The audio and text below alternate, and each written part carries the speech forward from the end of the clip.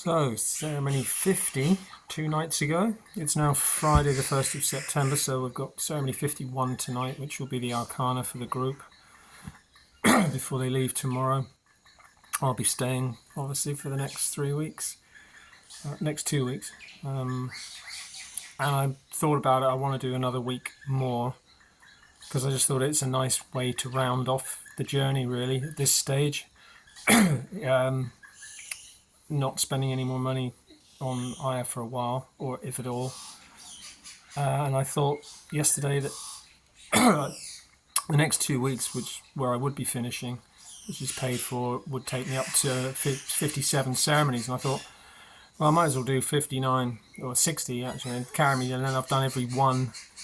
I've done a ceremony for every year of my life, and that's as good as where I'm going to leave it, I think.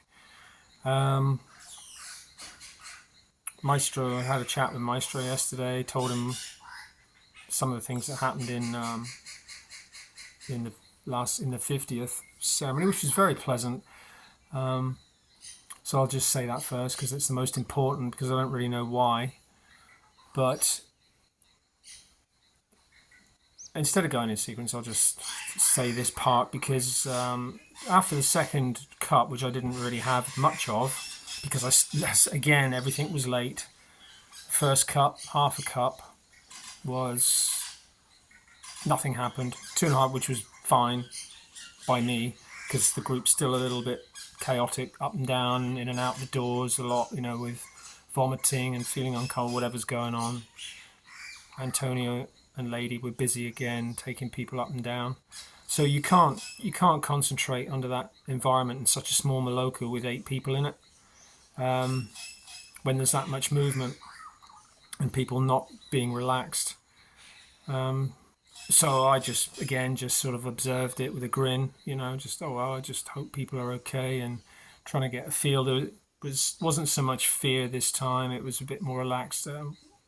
We had a big breakthrough with one of the clients who the floodgates opened, which was fine, great to have happen.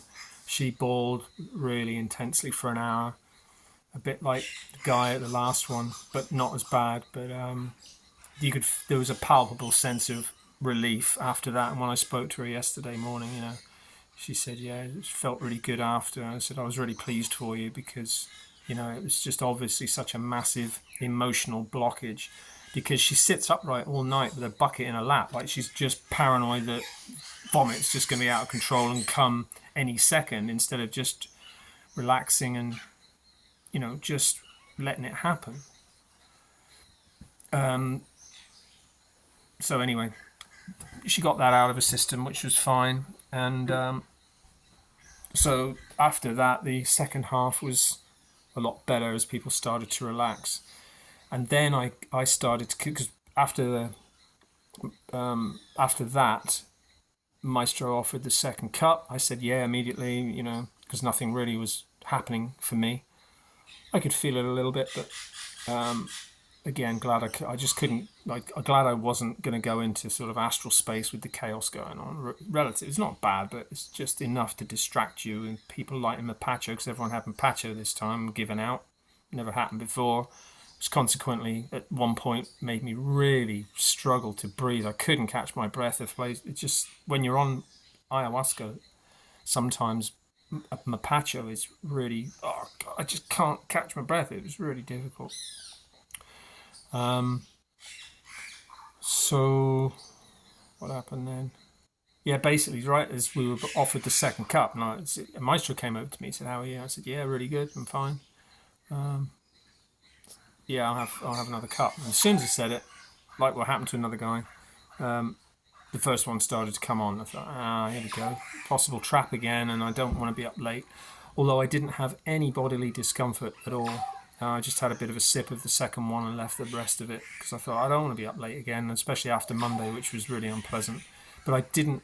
It was really pleasant ceremony for my 50th. I was given a pleasant time. It wasn't too strong, and I actually didn't want that ceremony to end. I was enjoying it so much because I was cleaner again, and I could feel the the spiritual energy waves between my temples, and I thought, that's I'm clean again to get to this level, but not really clean. And still, I couldn't light the spiritual fire. I just didn't have that vision for it. But I had a couple of some strange chats with Mama, which is what I wanted. The main thing was I started to have a vision of being in this sort of. It was very misty though. All my visions are misty. They're never clear. You see a lot of paintings where people do ayahuasca paintings that are all the fluorescent colors and detailed. My visions are never like that. They're really misty and vague and, more like just passing thought, kind of memory kind of level, but more enhanced than that, but never really detailed. And they change a lot. So I was in this, seemed to be a wood cabin. And I was looking around the room, trying to look at detail for a change. Can this be more focused so I can really see what I'm supposed to see here? And as I turned around, there was a window view looking out over a beautiful bay, beautiful blue water and green. And I'd come across the YouTube videos during the day about the Philippines, which was pretty much a view from like this. And then Mama said, you should go to the Philippines. It's ideal for you. And I'm like, Philippines? What? Why? And then I thought about it because for leaving here in 3 or 4 weeks and having to leave Peru in October anyway, I thought, well, why not? It's relatively cheap. I know it can be a bit dangerous. And I spoke to the Japanese girl here. She's been there from Japan for a month. I know it's very beautiful. I didn't get to go when I lived in Hong Kong. I know it's very beautiful. The people are generally really friendly and happy, very musical. Filipinos that I've met in Hong Kong or come across when I lived there, but basically, Mama was reiterating this. Right, it's time to move on. You got to start getting out and doing other stuff. You need to start interacting with people. You've spent 2 years doing ayahuasca on and off, and just the rest of the time not doing ayahuasca, you've been isolated on your own in rooms with minimal interaction. You've got to start getting out. And she said this 4 times. The Philippines would be really good for you. You should go there. Like, wow, what's the ramming home the Philippines? It's all right, I'll consider it. And I have, and it seems like a pretty reasonable idea because I've got to go somewhere, and I don't want to go back to the UK. So that was that. But then also with it was this sort of aspect of finding work. And she was saying, just do anything. and she made me smile because she said, even just get a job in a bar. And then smirked. So I saw the irony. And I said, oh yeah. She said, think about, and said anyway, because you'll be interacting with a lot of people. And think of the irony, Steve. You've got a dry sense of humour. Think of the irony of an ex-alcoholic working in a bar. I said, yeah, very funny, Mama. So, so that was weird. But I was sort of in that ceremony getting towards a space. I just, at one point, Mama started getting a bit circular again, and I'm sick of it. Going down, trying to trap me into these circular. I'm not going there. All I want is peace. And then I had this lovely view of almost a transcendental vision space of a similar, just a peaceful but intergalactic sea horizon with sunset or just trees that weren't trees, just like an alternative universe of nature with me just floating in it and just looking at the view. Really peaceful. And that kind of, I was strong enough on the eye to really feel. I had moments of that, trying to get there, and it was so pleasant because I'm really wanting to go there now that I'm clean enough. So tonight, my plan is whatever Maestro gives me, hopefully 2 full cups, I'm going to do both because I don't have to get up in the morning. The rest have to get up to leave on the boat, but I don't. So I can just stay in bed and try and sleep after they've gone and had all the noise for 9. But anyway, that was really nice, and I want to get back there to where I felt I was a month ago.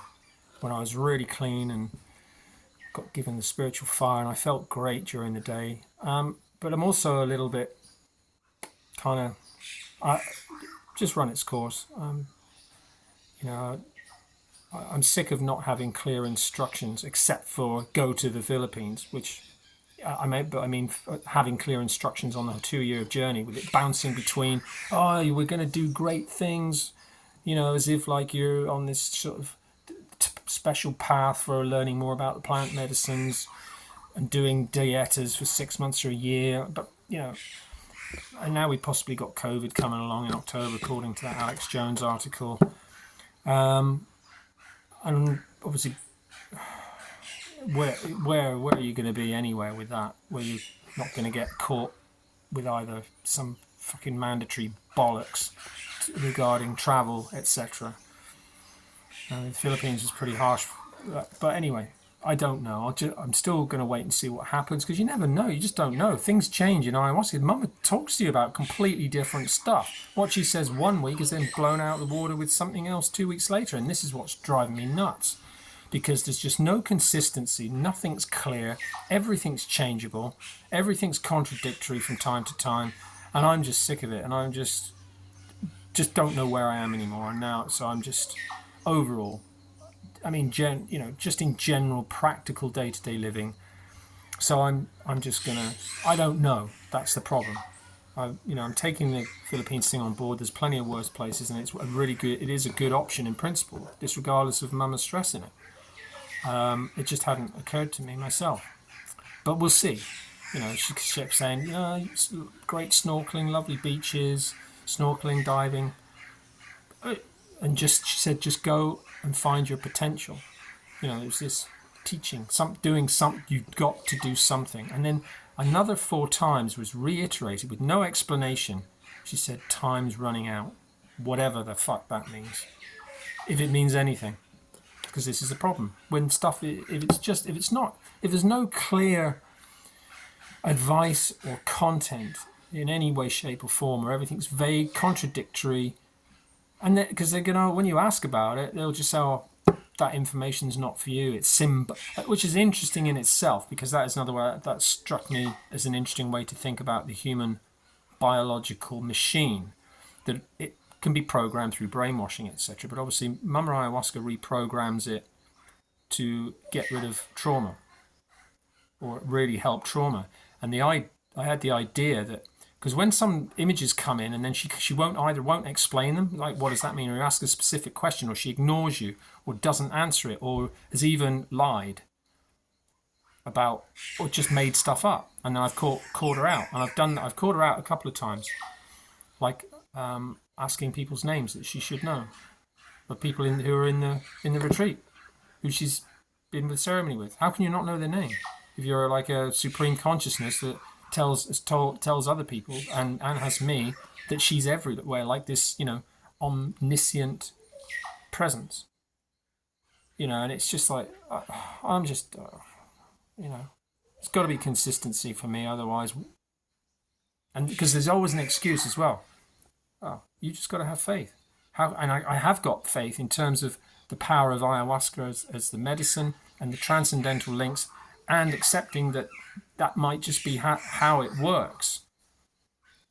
But as far as taking information that's useful to you in your real life, for me, it's just been all over the place, really.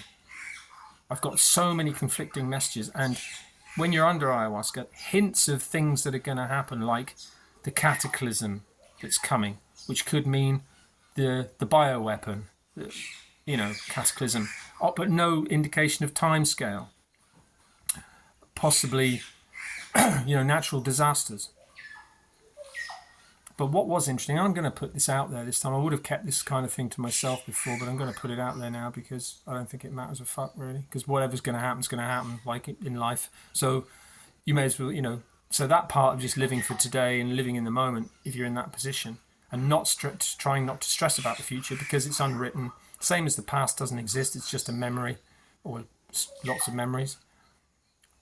There's no point worrying about it, especially the way the world is with what's coming, because restrictions coming and all of the tyrannical bullshit that's in the pipeline,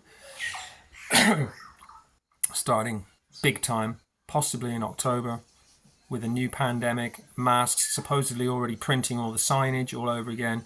We've got to go through that shit again, and it's going to be worse because it'll be much more mandatory because it'll just be rammed down your throat. And they've already got half of the fucking sheep population on board with it who can't see through it.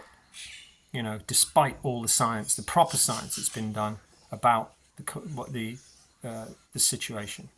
But anyway, you know, that's how. And going back to how easily programmable, that means the human form is through fear. Because this idea that she said to me sometimes, that message, or said that imagery, said, oh, that's not for you, that's for your subconscious. Which is, so you can't argue it because you don't know. You know, if you ask for proof, she'll say, you don't need to know. You just got to accept it on faith. So everything is about faith. Unquestioning faith.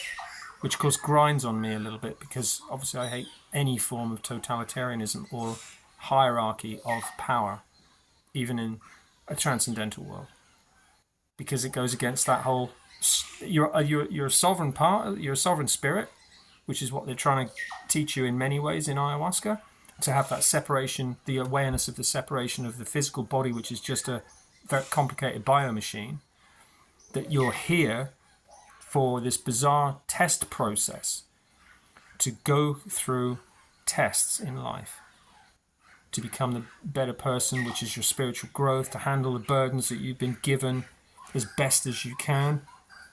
And when it gets difficult, you can call on whatever your idea of a transcendental God or Mama Ayahuasca or Jesus or whatever it is for you, whatever manifestation that means for you as an individual. And the idea is just to suffer everything that's thrown at you as best as you can, with a smile, as best as you can. Accept it, try and think outside the box to solve those problems, improve yourself physically, mentally by cutting out your bad habits, things like that, doing meditation if you know about it, which is, I was told again, Steve, there are many gifts waiting for you, but you're going to be stuck at this stage now until you start doing these things. There's many gifts for you. If you start meditation, you won't get them if you don't. Fair enough. But I'm just happen to be shit at meditating. I just don't have my ADD, I flip all over the place. My ADD brain it's really difficult for me to concentrate. And she just says, it's not like you've got anything better to do. It's for 20 minutes a day, Steve. You're telling me that you can't manage that, which is true. Of course I can. It doesn't appeal to me. But anyway, that's something else. So anyway, I did have a very pleasant, I didn't have any physical issues at all, except towards about half an hour towards the end when I started to get stomach pains again. It's like, fucking diarrhea coming on again to get rid of the bad energy. But nowhere near like Monday, because obviously that's all gone. So I got back to the room, still tripping a bit, quite a bit. I just went straight to the toilet and then force vomited. Fingers down the throat as usual. We got some pretty deep stuff out as well. When you think you're finished, and then come to pull away, and Mum's going, "You getting the idea? No, try again." And then, oh yeah, there was more, and now that's got the bulk of it out. And then diarrhea done, and it was more interesting, really, talking to Ashley the next day, the girl from Texas. She had a fantastic ceremony. When she told me she's been through everything, and she got so much resolution, but I don't really want to go into details about her stuff, really. Except there's one interesting bit, because she's had an alcohol stress aspect because of the bipolar parentage that I might have mentioned. Not the Japanese girl, this is Ashley. That's the three of us had something in common in that respect. With she had a party past when she was younger, and then after being told how alcohol is really bad for you, and she doesn't want to go back, but she has had a history of partying, although probably like in spells, like me, binge drink, party hard, and then gaps for weeks, months, doing other things, swimming or whatever, but coming back to it because of that emotional dysregulation, which we know now is just when the moods get too much, you look for escapism, and then of course you go too far the other way after alcohol into depression, mostly. but she had a major lesson. She had fantastic visions. She met Mama in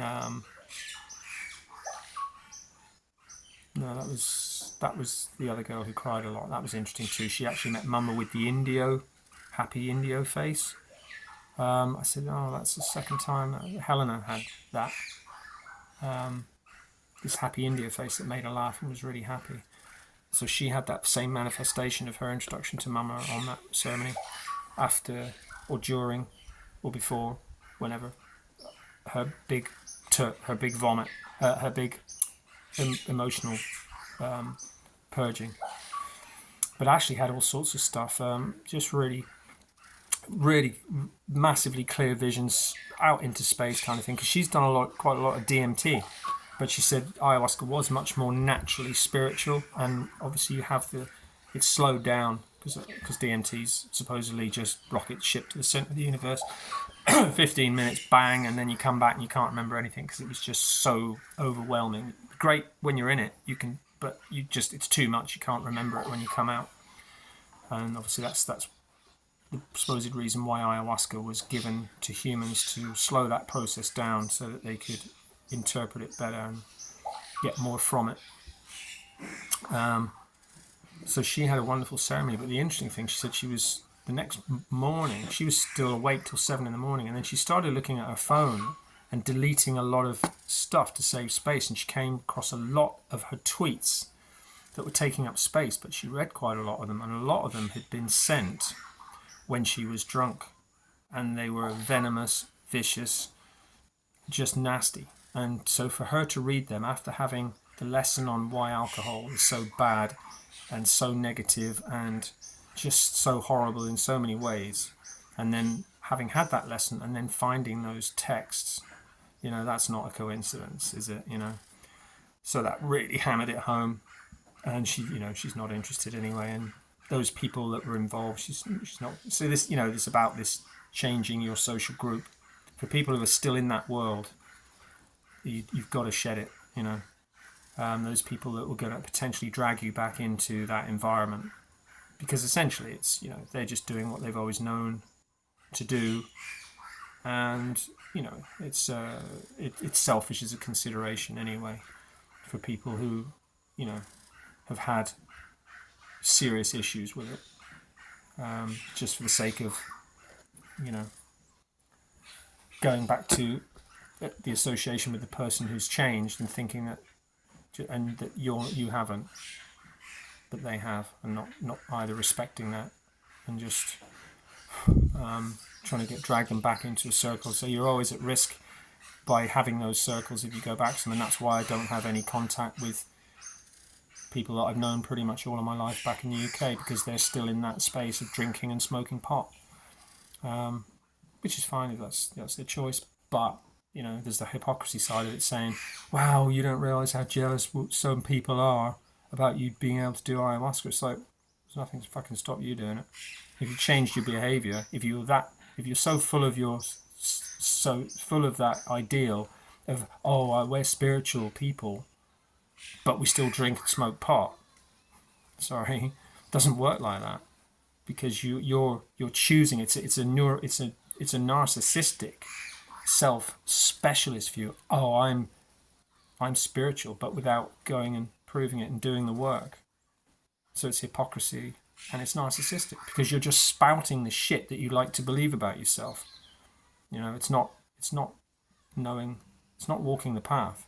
It's pretending to know the path. But anyway, that's a different issue, and that's each to his own. Or whether you're compelled to come because you can't function, you start to get to a point where you can't function anyway. So it's your last option. It's your last hope for help, and it does help so many people. And although I'm in just my personal journey with my situation is that for beginners it doesn't work like that yet. I'm very familiar with. I have a particular relationship with Mama that I've built over time, or just that's happened. It's evolved over time. Maybe it's just phases. Maybe it's part of the way deep cleaning works. You can always. There's always aspects that you can think. But at the end of the day, there's no point thinking about it. You just have to accept it for what it is, and accept the good bits with the stranger, confusing aspects of it that don't have explanations. And there's no point asking, as you know from the videos that I've done with circular arguments. It's just no point. Just, if it's one of those ceremonies, just get on with it, forget it, move on to the next one. That's all you can do, and just enjoy the really good ones and the really good experiences that you do have, and know for sure, because the proof is in the final result. It's always at the end of the cleaning and how good you feel after, at various points, even though you do have to go through dark stuff, part of cleaning. But as first timers, when they start to go through their barriers and their walls, their blockages, even after a week, although I always recommend do 2 weeks, it's 5 times more beneficial than 1 week, because it's built on. And the changes in people of 2 weeks is radically more than changes for the bulk of people who only do 1 week. And I'm hoping that the Japanese lady makes somewhere. She's the only one who hasn't got somewhere yet. Nothing's happening for her. Again, it'll be a blockage. She's very strong. She's very open to the idea. She doesn't vomit, but she's very clean, having that whole Japanese history of good food, vegetable food, knowledge of Shinto and stuff like that. But she said she's not feeling anything spiritual at all, and nothing's happening to her. Maybe she'll get a breakthrough tonight, because it's Arcana night, flower bath night.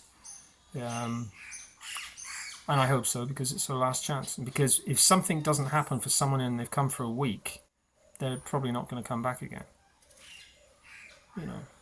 And she's in a situation where she can, because she's got savings and she's aimlessly traveling like me, without direction, looking for something, and doesn't want to work either, just because the way society is. She's looking for connections with people, but obviously, as I said the other day, society's for her age group, 36 and lower, it's all on such a superficial level. She's already kind of accepted that she's probably never going to find a partner, and certainly not being too old to have a kid. You know, so she's probably already put up barriers and walls to future possibilities and potentials, and maybe that's kind of thing that people can carry, as well as obviously her own trauma, which was severe. But she's not showing any signs, or giving away any signs of personality traits, except her openness with me the other night. And just to explain it, but she's not been erratic or loud or talking too much like I did like I used to at the beginning, and as one of the other people here are like that, very loud, talks a lot, because that's a form of stress in a way, because I was like that. You know, so now that I'm much calmer, I'm a much better listener than I used to be, for sure. And regarding ayahuasca, there's no point in me going into too much depth. I tell them the basics to help them with the level that they're at as beginners, because that's all they need. You know, just to have faith, try and relax and give yourself away, and that's difficult. But at least if they've heard it, and then if they get that, like many people have said to me about dialing it back. That's why I always tell them, because if it gets really overpowering, rough, and ask Mama, and the girl who had the emotional blockage, she mentioned it last night at food, because, you know, I said, I'm really happy for you, you know, so glad that you got that emotional blockage. You must feel, she said, yeah, I do. She said, she didn't go into details of what she said, but yeah, the things that were in there, it's a massive relief. I said I could feel it in the Maloka, the sense, the energies, the sense of relief, of the clearing of that blockage was really palpable for me. I mean, I obviously discussed that with Lady and Maestro in my conversation. I can't make out what Maestro's reaction was, because again, I'm sick of some of the locals, as if they thought I was being trained as a shaman, because Lady mentioned it. again in the chat when I said about Mama telling me, she said, "Oh, you could, but you're gonna come back and continue." So, Steve, the shaman, joking. I said, "I'm not being trained to be a shaman." I said, "I don't want to be a shaman. I said, I'm too old to be a shaman." And then, but Maestro seemed almost like didn't quite know what to make of when I said to him that Mama iterated 4 times really strongly. Philippines is be really good for you. You should go there. It's like he kind of agreed that about the getting out, but it's almost like he was thinking, oh, well, what we'd originally said 3 months ago when I first came here, I wanted to do dietas for 6 to 12 months in the hope that I would get something along the experience of something more just shamanic level. But it's just, and I've been led down that path by Mama as well, saying it's great, wow, we'll do great things together, really giving the impression that it was sort of shamanic training. But then that, of course, I always knew that couldn't make sense because it's supposed to be 8 years, and I haven't got 8 years in me anyway. I don't think probably any of us have with what's coming. So it's just, again, I'm just sick of like nothing being clear. I just want. So I'm in a sort of detached space now when I'm in Mama's company. It's Mama, I just want to be alone. I don't want to talk at the moment. And she complies mostly. Like that situation where I was floating in that nice space, but it really needed to be stronger. And then there was also a test there about, well, you've got the ayahuasca next to you, you could always drink more. And then of course you're going, oh, is it another one of your tests? Are you testing me for my own intuition now, or because it's the right thing to do? Because I'd already made that decision, and then later she'll say, yeah, it was a test. You made the right decision. When I'm back in my room with stomachache, I'm going, I'm glad I didn't have the rest of that drink, although I didn't go as high, because there's no guarantee by drinking more that you'll actually go further deeper into the nice space where you are, because it can change radically, really radically, and then go like into dark stuff or something. It's just a very different space. So, just having, this is where you have to use your intuition with your experience and judge what's best for you, because ultimately you're the one who's going to be answerable for it. Which for me would just means being awake later when you're no longer in ceremony properly and not got the potential to go higher into transcendental space, because you're, for me anyway, there's no Icaros being sung. And that was another thing. That was Maestro sang that lovely slow Icaro that I think, I'd have to check the video before, but I think he said it was a prayer to the Brazilian prayer to San Antonio or Saint Anthony or whichever saint it was. But it's really slow and really sad sounding. It doesn't affect me like that, but it is very sad. And that after the second cut, once the lady had the big purge, I was going to say her name, but it still came back 2 or 3 times to a little bit of weeping, and that Icaro really hit her, which I knew. As soon as I started singing, she started weeping, and it's really sad. And specifically for her, it was perfect to get as much of this sadness out. So it was nice to hear that one again. But again, his Icaros very slow tempo from what they've been in the past. And this slow cooking feeling, which I like, where everyone gets baked in the energies that are really just powerful. But anyway, what else was there?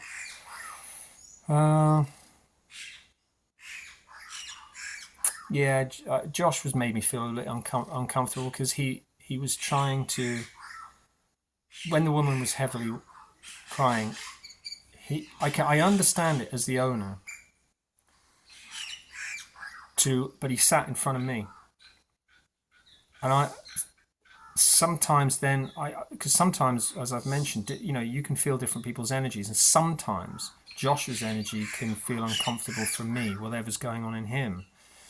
But he came off his bed and then sat close to the end of mine, to be a few feet away, but he wasn't accomplishing anything as far as I'm concerned. And I did mention this to Maestro because I thought it was interesting,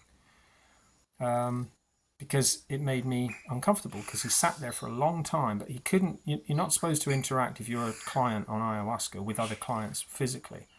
Although another girl, which was interesting, so I've never heard of that before, she said that Mama Ayahuasca told her to ask Lady to give her a hug. So she knocked on the floor and asked Lady, and just said, please give me a hug. And Lady did, because obviously as a facilitator, that's part of the job. They have to physically contact. But for other people on ayahuasca, you're not supposed to interact with them at all because of the cross-contamination of energies. And I understand that Josh is concerned and wants to help, because he's mentioned that he's sometimes feeling he has to take bad energy. But that's outside the ceremony. So whether he's thinks that he's supposed to have that role. But I just said my point of view, because it made me feel uncomfortable, him being close to me. And I just didn't see what he was trying to achieve by interfering, or in any way, even if he thinks genuinely, which is nice, that he's trying to help. You're not supposed to interfere. That's the job of Mama Ayahuasca and the shaman. And I said that to Jairo in my talk, and he agreed. Nobody who's not a shaman should be interfering with anyone else in the ceremony. That's my view, but it's also the shaman's view. So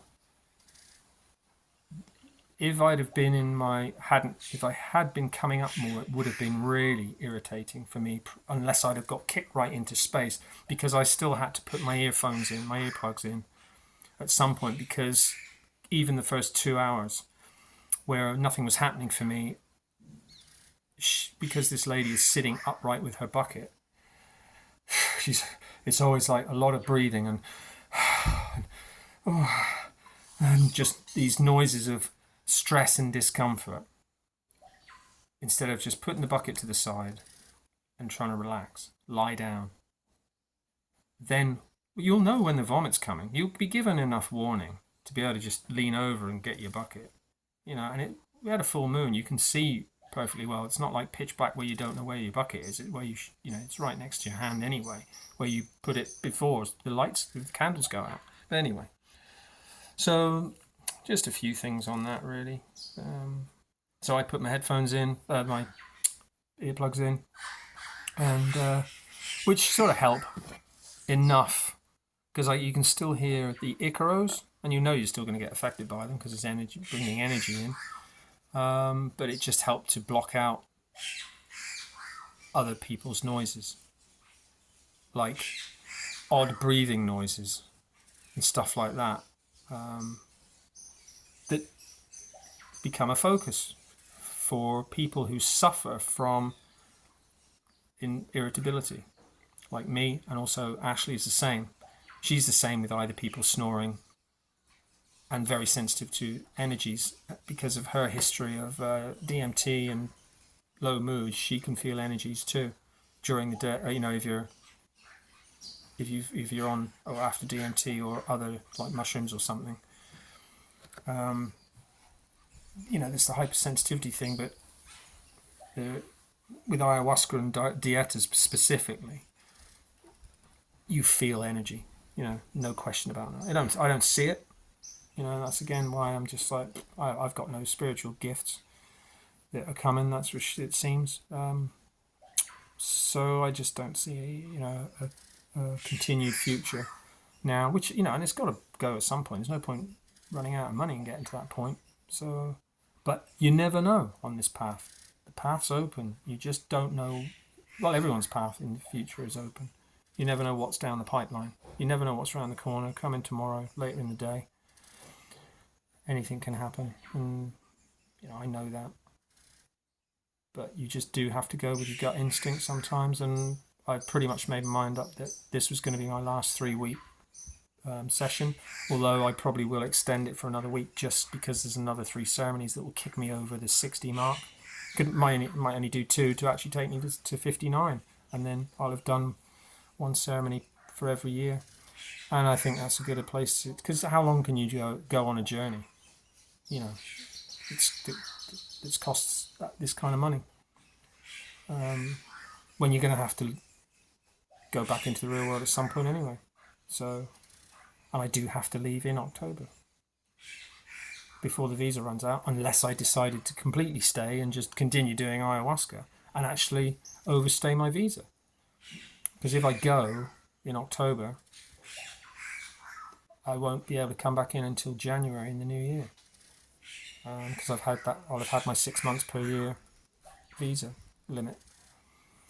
And I don't really want to do that. I don't want to upset the Peruvian immigration, and it would be a big fee because it might even be more than $3 a day overstay fee, $3 American, which I got caught for last time. And it's time for a break, by the end of this month, most of September. Yeah, it will be all of this month really if I do the extra, so I'll just go. But anyway, there's no point waffling anymore. I'll have the weekend to do tonight's. So I'll see what happens. You just never know. I might have the first cup. It's quite strong, and I might not need much of the second cup again. But because I don't have to get up, I thought I might as well kind of try and, now that I'm cleaner, try and kick myself into those higher spaces. Because it is, with no physical discomfort, and even if there is, you separate from that. It's a beautiful space to be in now. That transcendental. You're just out of this shit. But anyway, I'll talk again after ceremony 51 tonight.